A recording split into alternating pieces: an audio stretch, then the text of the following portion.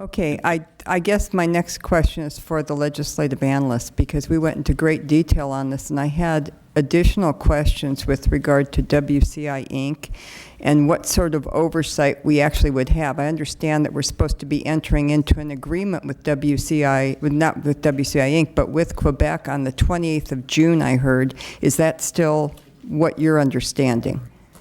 From what thank you, Madam. Tiffany Roberts, Legislative Analyst Office. Specifically regarding the question on WCI Inc. and linkage with Quebec, as I understand it, that is the current schedule. Okay, so by June 28th, our state is entering into an agreement with a foreign nation through a Delaware corporation that doesn't have to consider us under sunshine laws. How are we going to oversee that? Do you have any ideas for the LAO?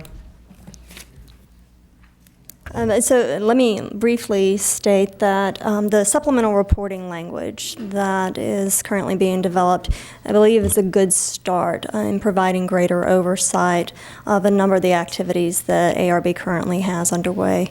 In terms of oversight in general, this is obviously an area that many members have expressed a great deal of interest in. One of the areas that you could specifically look at to provide greater oversight would be through the Market Surveillance Committee, which Mr. Gordon referenced.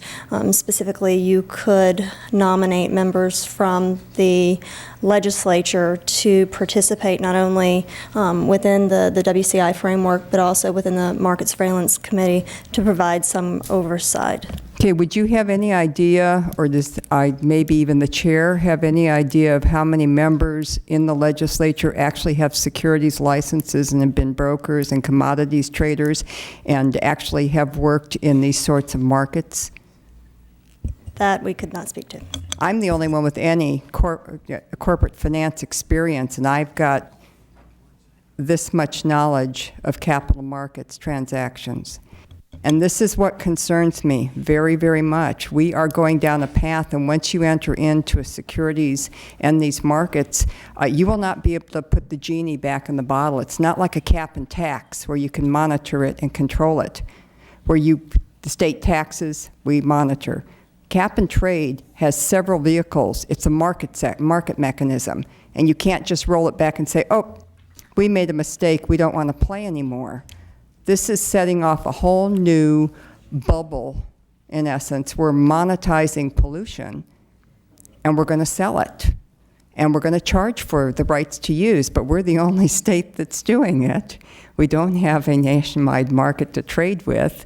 No one else is under our requirements, and we're going to give our dollars away for offsets in other nations and other countries that don't have our same requirements. I mean, does somebody not see anything wrong with this? Are we stupid in California? I mean, We're getting hosed here. I have a real problem. I think we're looking really stupid. So I would like to insist that we at least hold some kind of hearing, and I will be working with you. I'd love to work with CARB.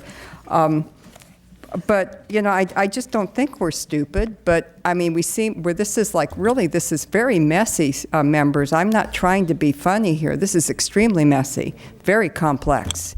Okay. So, thank you, Ms. Harkey. Okay, I'll be back with more questions. Absolutely. I'll put you back on the list for the next topic.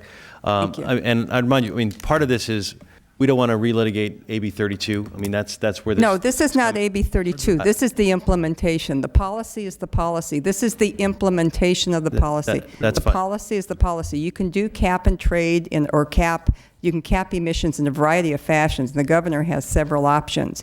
But I don't think we understand that, and because we're so short-term when we roll in and out of the office, we're not really involved in what this entails. And I don't think most members are on either side of the aisle. This is huge.